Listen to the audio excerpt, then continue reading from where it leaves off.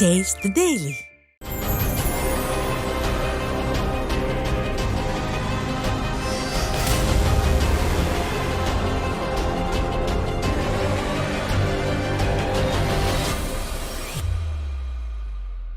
உதயநிதிக்கு எதிராக திமுகவில் ஐவரணி, போர்க்கொடி தூக்கும் இரண்டாம் கட்ட தலைவர்கள், கவுன்சிலர்கள் மேயர்கள் மோதலில் ஐவரணி சதி.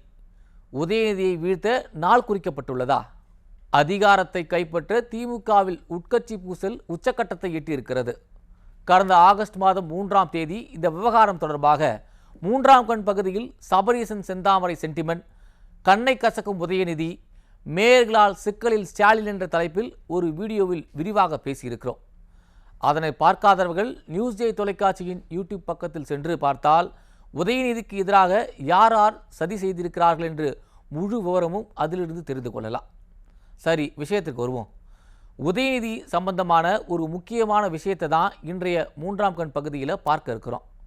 சில தினங்களுக்கு முன்னர் நெல்லை மேயரை தேர்ந்தெடுப்பதற்கான தேர்தல் நடைபெற்றது.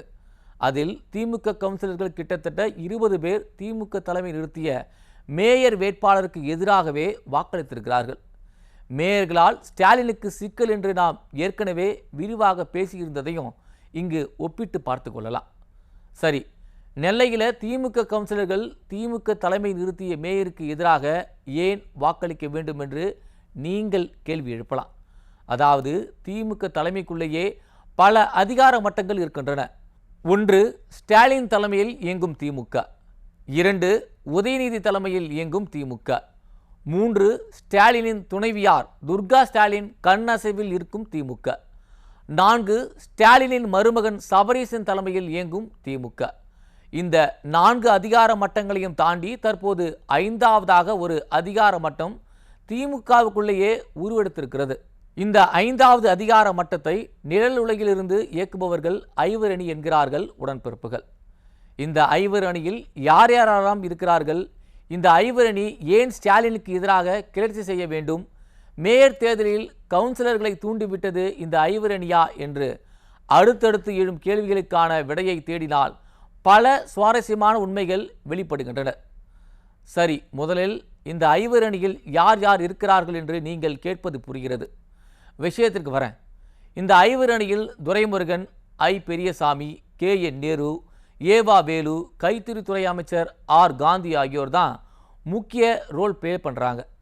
கருணாநிதி காலத்திலிருந்து அரசியலில் இருக்கும் இவர்கள் ஏன் ஸ்டாலினுக்கு எதிராக அரசியல் செய்ய வேண்டும் என்று நீங்கள் நினைப்பது புரிகிறது.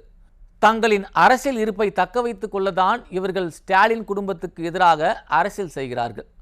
உதயநிதியை துணை முதலமைச்சராக்க வேண்டும் என்று பேச்சு எழுந்த போதே இது சரியான நேரமில்லை, கொஞ்சம் பொறுத்திருந்து காய் நகர்த்துங்கள் என்று திமுக சீனியர் அமைச்சர் துரைமுருகன் கூறியிருக்கிறார்.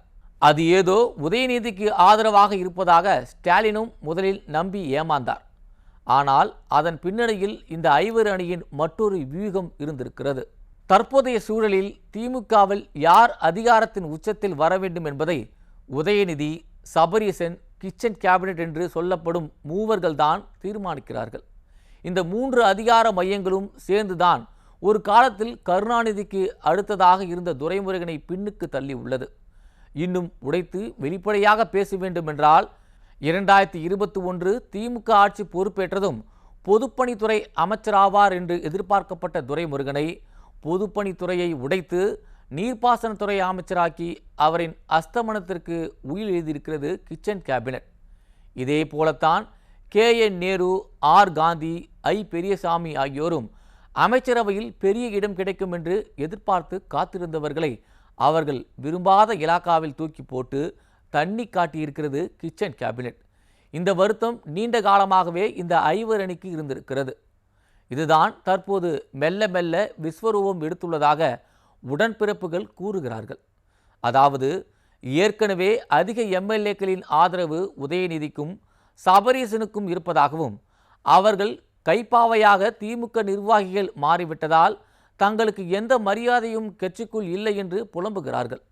இதனால் அதிகாரத்தை தக்க வைக்க வேண்டும் என்றால் முதலில் கட்சிக்குள் உட்கட்சி பூசலை ஏற்படுத்த வேண்டும், 2வது உதயநிதியை வீழ்த்த வேண்டும் என்று வியூகம் வகுத்திருக்கிறார்கள். அதன்படிதான் நெல்லை, கோவை, காஞ்சிபுரம் மேயர்கள் விவகாரத்தை தூண்டியிருக்கிறார்கள்.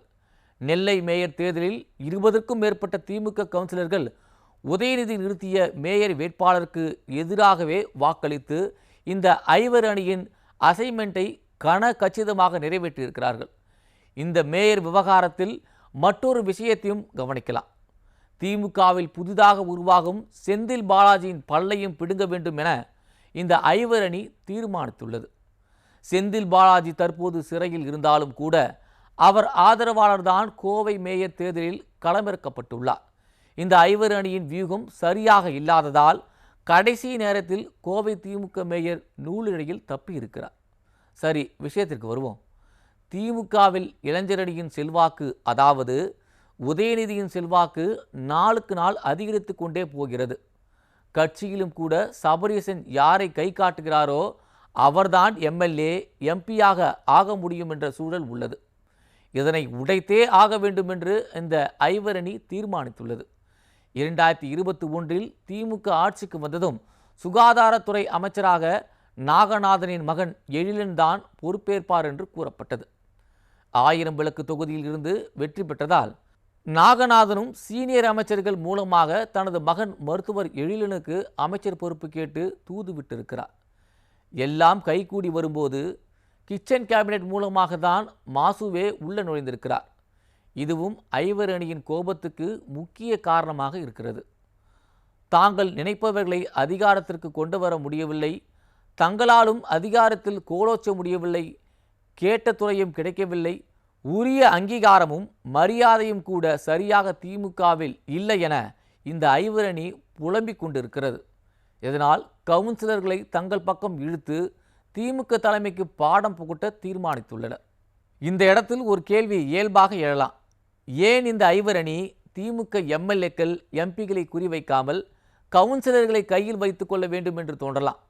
இந்த ஆண்டு இறுதி டிசம்பரில் கிராமப்புற உள்ளாட்சி தேர்தல் நடக்க இருக்கு. இதில் திமுக தலைமைக்கு பாடம் புகட்டினால்தான் தங்களுக்கான அரசியல் அங்கீகாரத்தை மீட்க முடியும் என ஐவர் அணி நம்புகிறது. உதயநிதி, சபரீசன், கிச்சன் கேபினெட் எல்லாம் உயர்மட்ட அரசியல்தான் செய்ய முடியும். ஆனால் தாங்கள் நினைத்தால் திமுகவின் அஸ்திவாரத்தையே ஆட்டம் காண வைக்க முடியும் என இந்த திடீர் ஐவர் அணி வியூகம் அமைத்திருக்கிறது. ஒட்டு மொத்தத்தில் திமுகவுக்குள் வெடித்துள்ள இந்த ஐவர் அணியால் திமுகவின் அஸ்திவாரமே ஆட்டம் காணக்கூடிய நிலை ஏற்பட்டுள்ளதாக உடன்பிறப்புகள் புலம்பிக் கொண்டிருக்கிறார்கள். துரைமுருகன், ஏவா வேலு, ஐ பெரியசாமி, KN நேரு, R காந்தி உள்ளிட்ட இந்த ஐவர் அணியின் கலக்கம் எங்கு போய் முடியுமோ என ஊப்பிக்கள் கொந்தளிக்கின்றனர்.